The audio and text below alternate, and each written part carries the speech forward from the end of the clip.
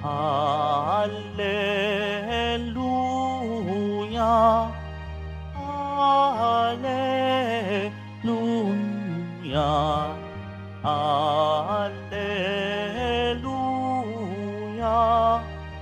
Alleluia.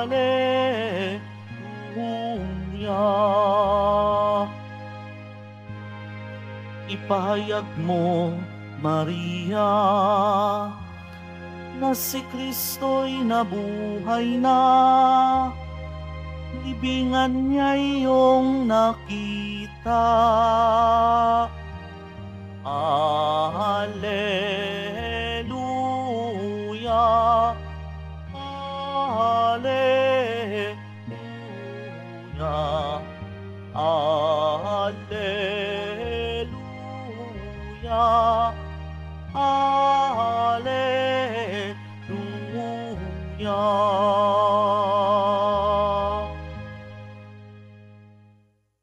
Sumainyo ang Panginoon. At sumayo rin.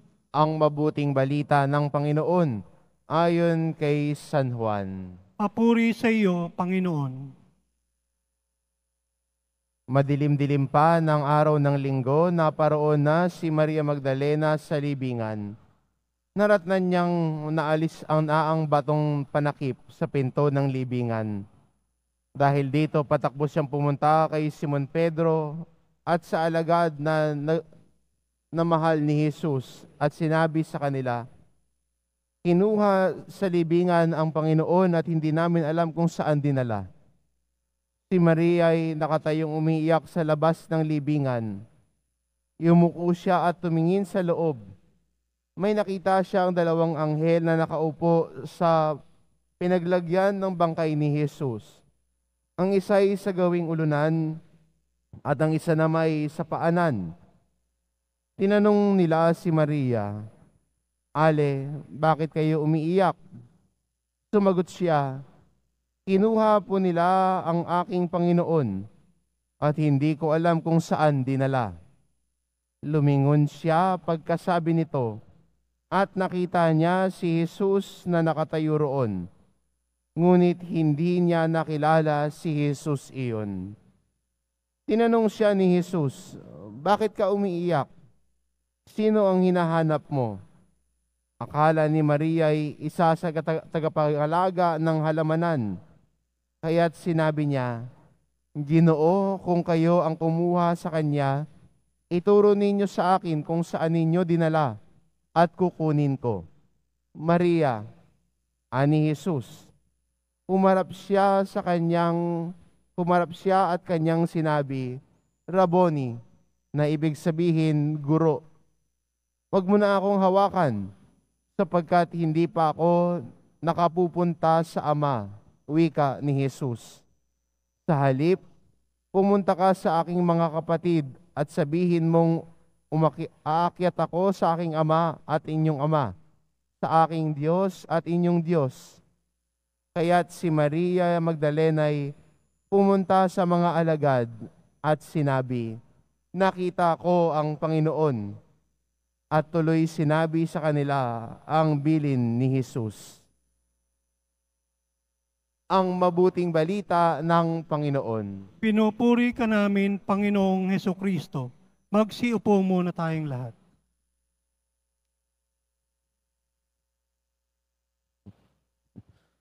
Sa araw pong ito, pinagdiriwang po natin ang kapistahan ni Santa Maria Magdalena, apostol sa mga apostol.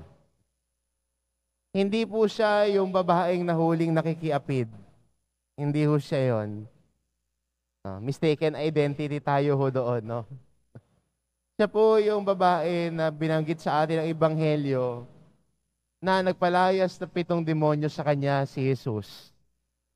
At simula nung nakatanggap siya ng kabutihan ng Diyos, ang kanyang ginawa ay sinuportahan niya si Jesus at ang kanyang mga alagad. Sinasabi ho ng mga kasulatan at mga mananaliksik tungkol sa ating banal na salita.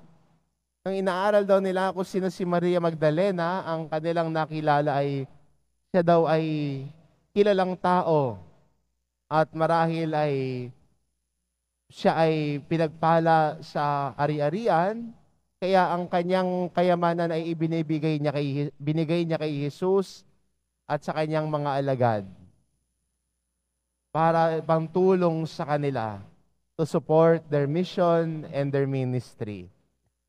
Tagapangalaga. Pero magandang tignan na hindi lang siya tagapangalaga, hindi lang siya naglingkod, kundi sa pagiging lingkod niya, siya din ay naging tagapahayag. Tagapahayag na muling nabuhay si Jesus. Tagapahayag na ang pinakamabuting balita sa lahat, na ang Panginoong Hesukristo ay muling nabuhay. Kaya magandang imbitasyon din sa atin bilang mga Kristiyano na hindi lang tayo tagapaglingkod, kundi tayo din ay tinatawag ng Diyos na maging tagapagpahayag.